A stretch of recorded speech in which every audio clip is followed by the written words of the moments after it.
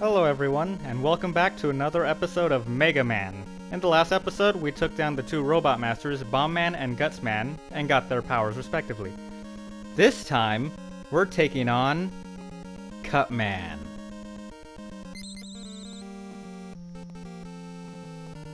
Now then, when it comes to his CD data, I'm actually gonna start mixing the English and Japanese translations from here on out because there are a few things with his Japanese translation that would require a bit of explaining, and I don't want these bios to take up too much time. So, just wanted to give you guys that heads up. So, he's a timber-felling robot. The cutter on his head can easily chop a tree in two. His catchphrase? Snip, snippity, snip. I like that. A good point? He's sharp-witted. Moving on. A bad point? He doesn't listen.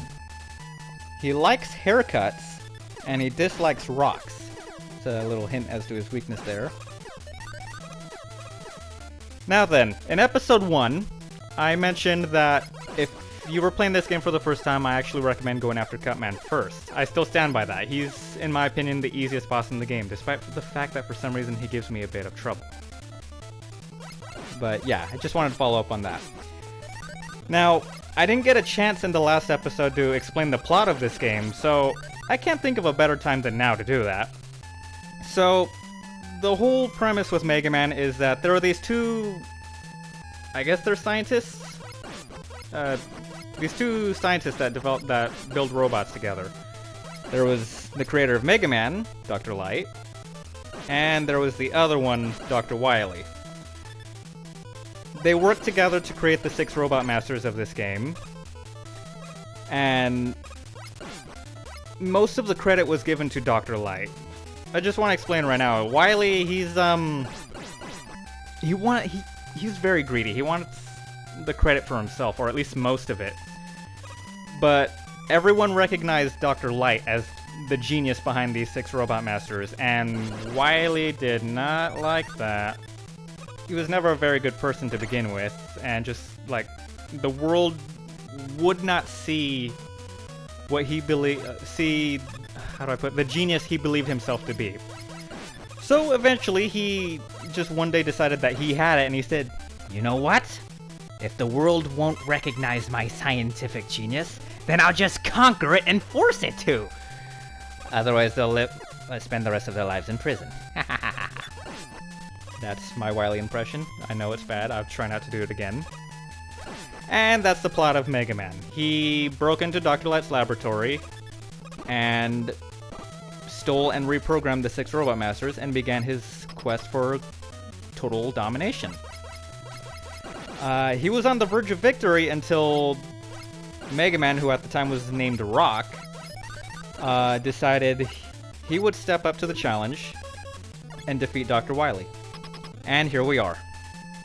And with that, we're at Cutman. And I'm going to, I tried using his weakness, Gutsman's weapon, which is known as Super Arm, but it's not good. I don't like it. It's a very situational weapon. You can only use it when those rocks are around, and just honestly, you're better off just using the Mega Buster against Cutman. But if you really want to use the Super Arm, go for it. If both of those rocks can hit Cutman, then he's done.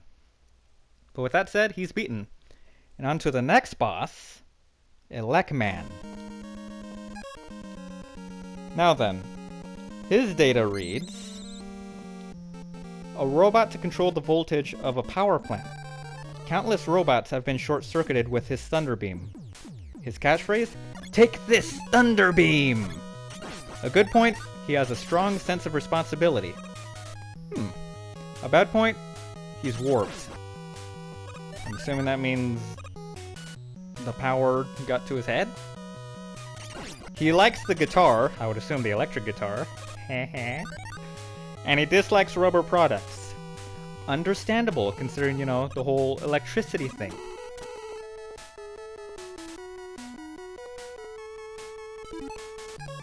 Now then, this part right here, there they are.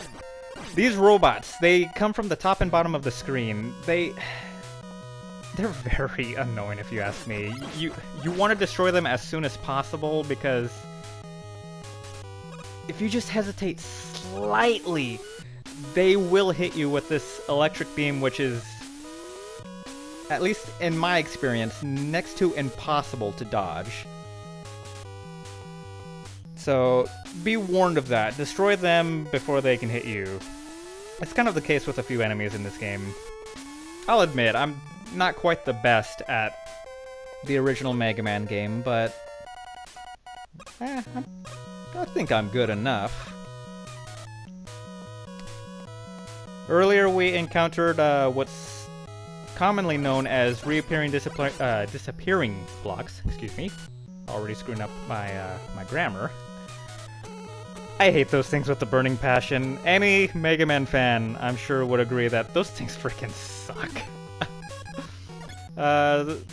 They're not always too bad, but usually they're pretty freaking annoying.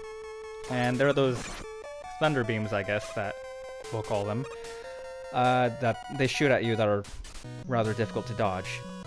And this is actually why I also like to go after Bomb Man first, because then we can take it down Guts Man, get his super arm, and then we can get this.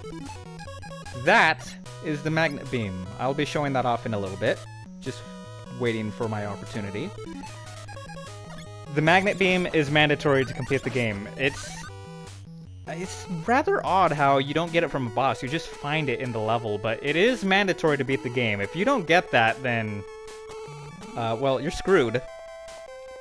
Which is also why I like to go after Bomb Man first, as I said earlier, because let's say you go after Cut Man first and then head after Elect Man, you're eventually going to have to backtrack through this stage with either Elect Man's weapon or Guts Man's weapon to be able to get the magnet beam.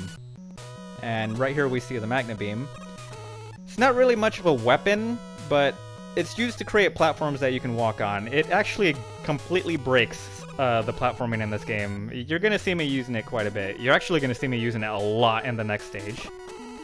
And one thing I really like about it, we can completely bypass the big eyes now. Take that, jerk! You won't be taking a third of my health this time.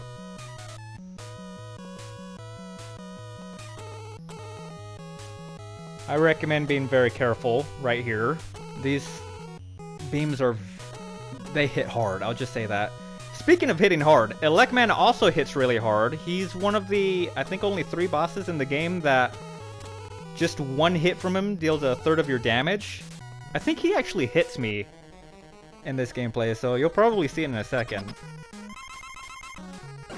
I like to get close to him, that way the rolling cutter, yeah, see, third of my health. I actually kind of struggled on this fight, but with Elect Man, I like to get close to him because, well, as you saw earlier, the rolling cutter hits him when it comes back. And just like with him, you can also defeat him in 3 hits with his weakness. And with that, he is beaten. And look at that, only 2 Robot Masters left. So tune in to the next episode when we take down Iceman and Fireman. See you guys then.